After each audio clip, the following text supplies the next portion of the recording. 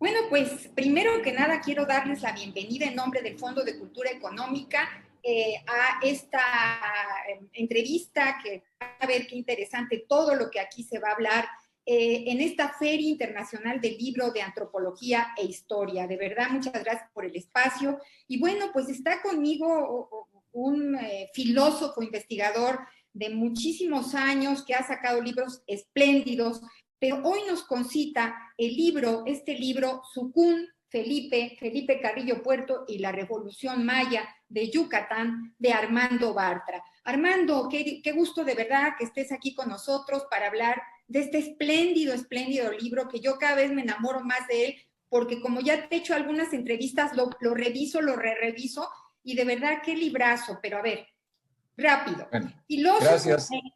Gracias, Verónica. Primero, gracias, Verónica, por tus palabras. Una vez más, eres una gran lectora y entonces el que hables bien de mi libro es algo que me enorgullece. Gracias, pues. Bueno, Armando Felipe, ya te iba a decir Felipe Carrillo Puerto, ya estoy tan metida en el personaje que... Armando Bartra es filósofo e investigador y él nos va a narrar la vida de Felipe Carrillo Puerto, quien siempre tuvo presente este deseo de mejorar las condiciones de vida de los mayas. Él fue gobernador, fue diputado, ahora nos va a hablar de él precisamente Armando, que de eso trata el libro, y es la relación del propio Carrillo Puerto con los mayas. Le vale este apodo de Sucuún, que significa hermano sagrado, hermano querido, hermano sagrado. Armando Bartra se va a aproximar a la fase más radical de la Revolución de Yucatán, esto es 1917-1923, a través de este estudio, que es un estudio biográfico, narrativo, que de repente se lee con una facilidad que parece novela. Él ha aclarado que no es novela, pero perdón, es tan deliciosa la lectura, te mete inmediatamente, porque además la primera parte nos va a contar todo lo que fue e hizo, que uno no lo sabe, Felipe Carrillo Puerto. En 6 capítulos son, apoyado de material hemerográfico, epistolar y otros escritos. Armando Bartra va a trasladar la mirada a un espacio de la revolución que hasta el momento ha sido escasamente, diría yo, revisado, el sureste. Una región donde el proceso revolucionario continuó con posterioridad a los movimientos del centro y del norte. Sucún, Felipe Carrillo Puerto y la Revolución Maya de Yucatán. Bueno, lo primero que quiero contarte es que hace un filósofo de repente metiéndose en el tema de esta que me parece una revolución de la conciencia, una revolución de Felipe Carrillo Puerto. Armando. Bueno, un filósofo o un sociólogo, un historiador o un lector de historia, alguien que le apasiona la historia en general y la historia de México en particular, y muy particularmente la historia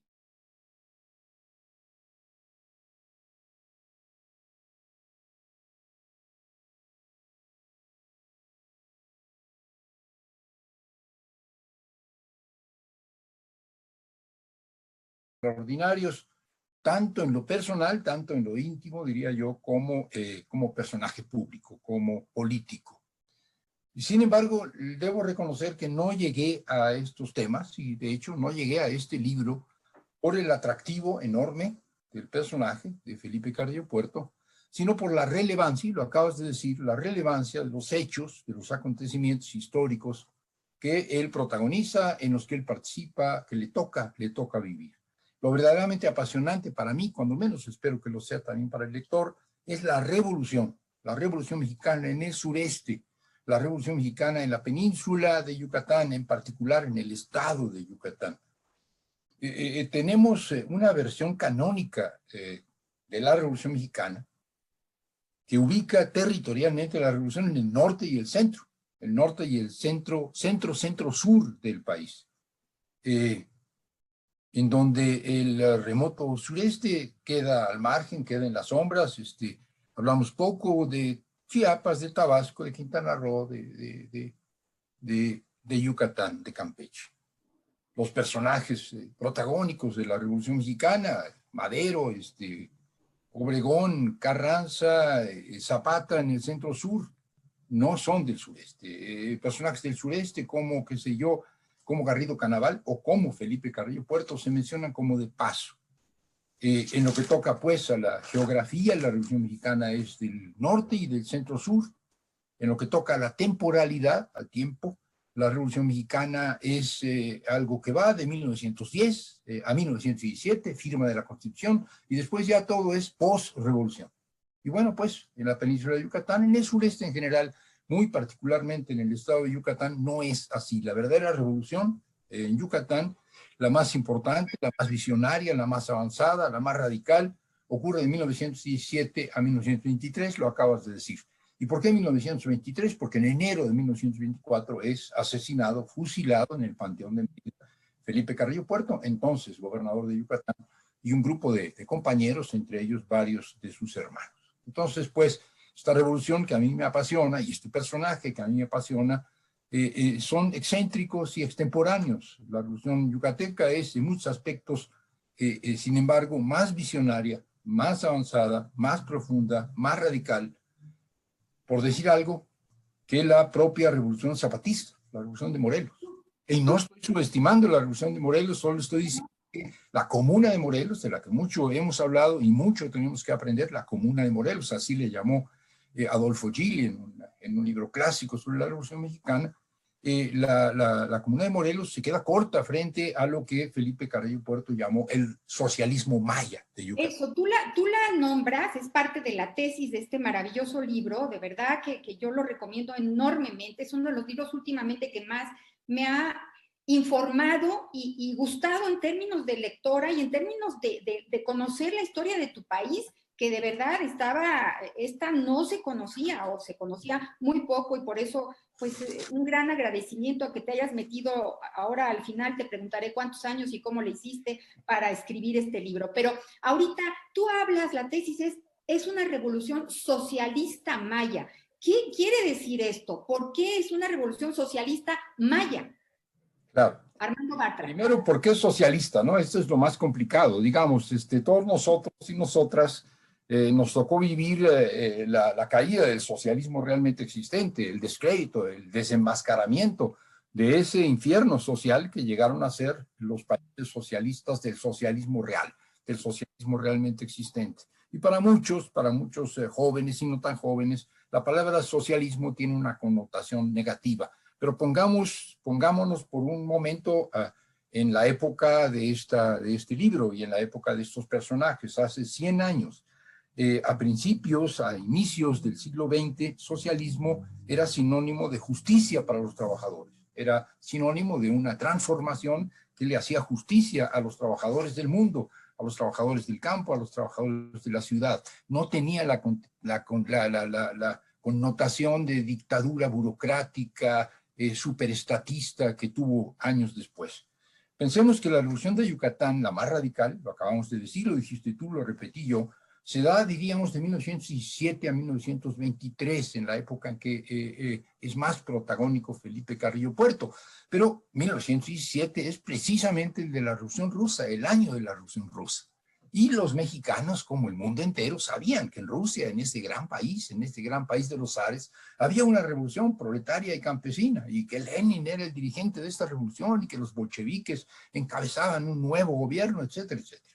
Y la gente de México y los de Yucatán, que estaban muy enterados, eran cosmopolitas y las ideas fluían por el mundo, aunque no tuviéramos internet, sabían perfectamente de la Revolución Rusa, sabían que Rusia era un país agrario, como México, muy grande, que Rusia era un país poblado mayormente por campesinos, como México, que Rusia era un país gobernado por una dictadura zarista, como México lo era por el porfiriato, y que si en Rusia la liberación de los campesinos, que era mayoría, se llamaba socialismo, pues en México también. De hecho, el nombre de socialismo se le puso al partido desde los tiempos de Alvarado, pero el sentido socialista que le da Felipe Carrillo Puerto sí tiene que ver con la Revolución Rusa. Lo que tenían la Revolución Rusa y la Revolución Mexicana. Primero la Revolución Mexicana, la primera gran revolución campesina del siglo XX, después la Revolución Rusa, la segunda gran revolución campesina del siglo XX. Por más que en Rusia el proletariado haya sido, y esto es algo que discuten los historiadores, la vanguardia de la revolución, pero la revolución social en Rusia era campesina porque Rusia era campesina, igual que la Revolución Mexicana. Y entonces Felipe Carrillo Puerto sí conoce la Revolución Rusa, se cartea con Lenin, con Vladimir Ilich Lenin, el mayor dirigente de la Revolución Rusa, y su transformación en el estado de Yucatán, en la medida en que le da la vida para impulsarla, tiene que ver con el socialismo. Pero tú lo dijiste y yo lo recojo. Socialismo maya. Y socialismo maya es otra cosa. No es el mismo que el socialismo que nosotros leemos en los libros, no es el mismo que el socialismo que podía haber en Rusia. El socialismo maya es el socialismo en una región, en una entidad federativa, pero en una península en realidad, donde la mayoría de la población tiene un origen étnico definido, el origen maya, la lengua maya, la cultura maya, y han sido oprimidos, no con una opresión de clase, que los explotaban, que los maltrataban, que les sacaban la plusvalía, diríamos en los términos clásicos, sino también por una opresión de raza, por el hecho de ser mayas. Y la revolución entonces no podía ser libérate de las cadenas de la explotación, sino también libérate de las cadenas de la sumisión por ser maya. O sea, reivindícate como trabajador, claro, esta es la revolución socialista, pero reivindícate como etnia, como grupo étnico, como raza, es una palabra ofensiva, como raza oprimida. Y los mayas se reivindicaron su derecho al trabajo, reivindicaron su propiedad de la tierra, pero reivindicaron su lengua, reivindicaron su cultura, reivindicaron su identidad, reivindicaron su dignidad. Y esto es lo que le da a la revolución en Yucatán un carácter, sí, socialista, pero un carácter socialista maya. Y esto hace la enorme diferencia. Querido Armando, en este libro, de las reformas que hace 100 años, es que es increíble, hace 100 años hizo Felipe Carrillo Puerto con tan poco tiempo además para armarlas, que son agraria, educativa, carreteras, ferrocarril y hasta el Tren Maya, que ahora está en discusión. O sea, qué avanzado tipo para la época. Háblanos un poco de esto. Yo digo que por eso hablamos en principio de revolución de la conciencia y una revolución cultural, porque este hombre fue un avanzadísimo para la época y logra todo esto. Y ahora cuéntanos un poco más de estas reformas extraordinarias de Carrillo Puerto. Claro, pensemos en que son 100 años, ¿no? Es un siglo. Un siglo. Nosotros escuchamos sus palabras o nos imaginamos cómo sonaban sus palabras porque las podemos leer. Y estamos hablando con un contemporáneo, como alguien que habla de lo mismo que nosotros hablamos hoy. Y sin embargo es un siglo atrás.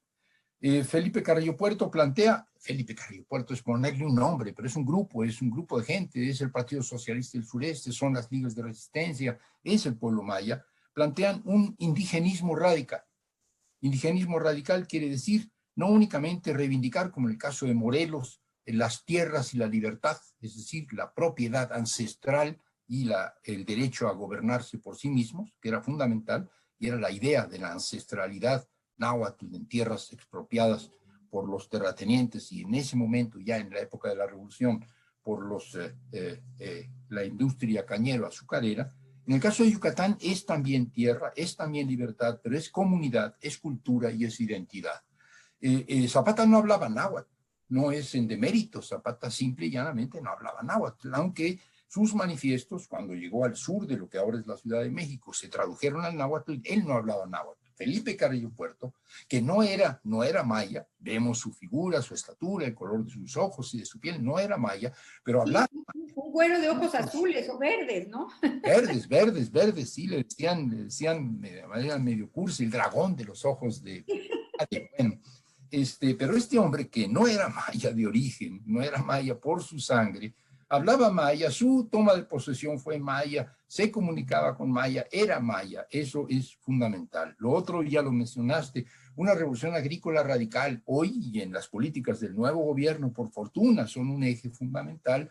Tenemos el tema de la soberanía alimentaria, de la autosuficiencia alimentaria. En esos términos planteaba Felipe Carrillo Puerto la salvación de Yucatán península. Yucatán era una región de monocultivo enequenero. Es decir, el gran negocio de la oligarquía yucateca era producir enequén y venderle enequén a los gringos, a la industria que necesitaba cordeles. Y las grandes haciendas y cómo trataban a los hombres y a las mujeres indígenas. Esclavizados y además produciendo solo enequén que no se come. El enequén es una penca y es una fibra. Resulta que para comer los yucatecos, el pueblo yucateco necesitaba traer el maíz de Estados Unidos, o peor, traer el maíz de Argentina. Había una profunda dependencia alimentaria. Felipe Carrillo Puerto dice, un pueblo que tiene que traer su alimento básico de fuera, o un trabajador que requiere de ir a la hacienda a pedirle al hacendado que le dé de comer, está de rodillas. Necesitamos ponernos de pie, necesitamos seguridad y soberanía alimentaria, necesitamos volver al maíz, una gran campaña de producción de maíz, de milpa en Yucatán. Segunda revolución. Tercera, lo dijiste, una revolución educativa. Una revolución educativa, no cualquiera, una revolución educativa, y no nos espantemos, una revolución educativa con un pensamiento educativo anarquista, como el de Ferrer y Guardia, un catalán que había sido fusilado poco antes en España. Ferrer y Guardia, inspirador de lo que se llamó la escuela racionalista, planteaba que la educación no puede ser instrucción, no puede ser transmisión de conocimientos, debe ser inducción a que la gente piense y a que sea creativa. Bueno, ellos hacen una revolución educativa en Yucatán, inspirados en Ferrer y Guardia.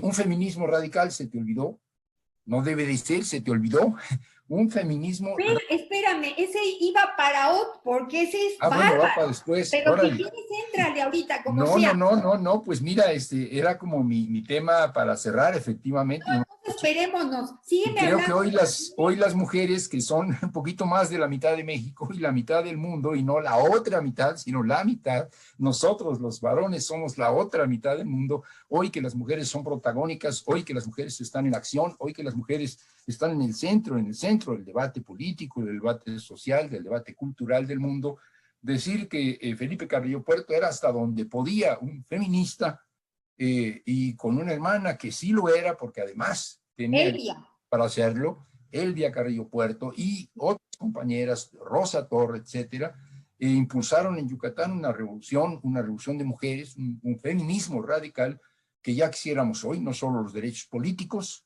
no solo los derechos a votar y ser votadas. Elvia Carrillo Puerto fue diputada, otras fueron concejales, otras fueron presidentas municipales.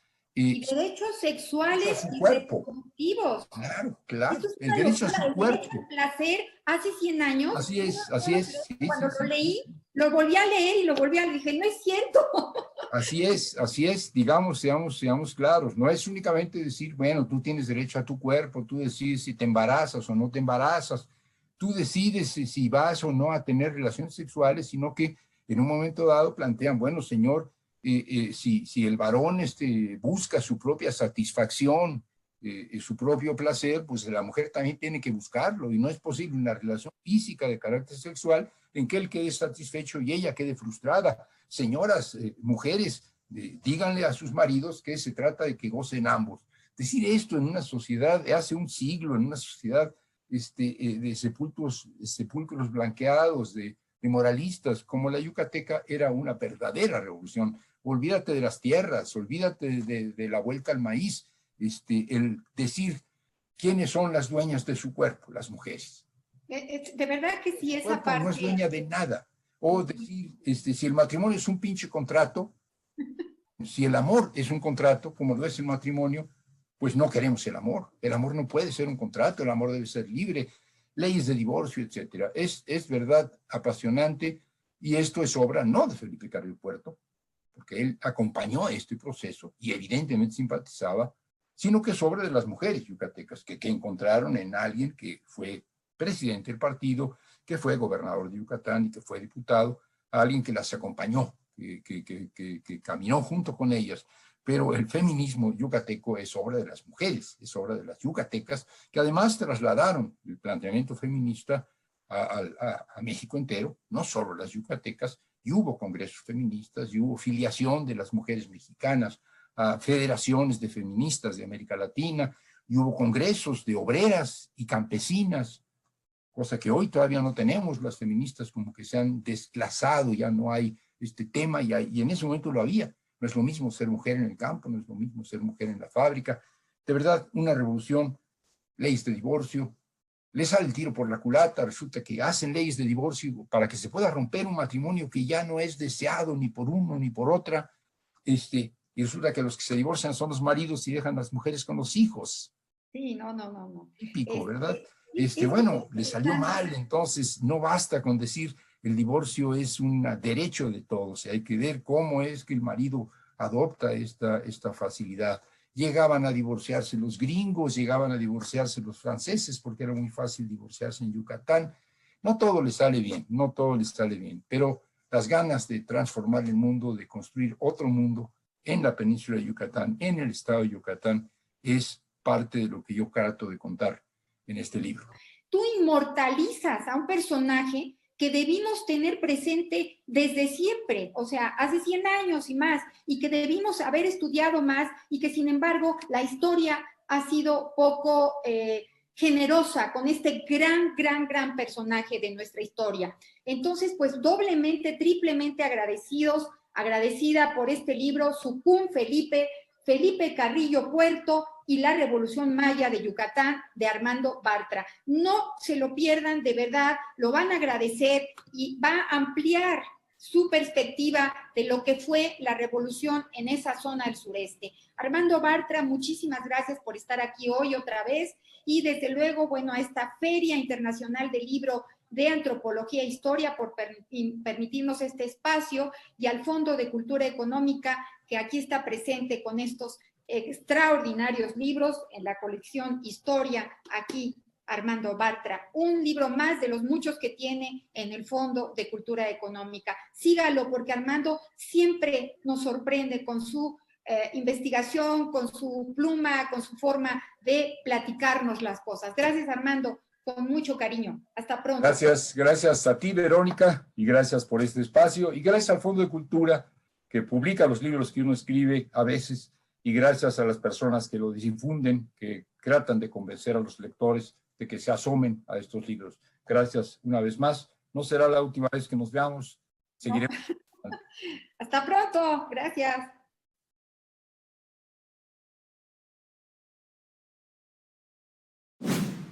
Gobierno de México.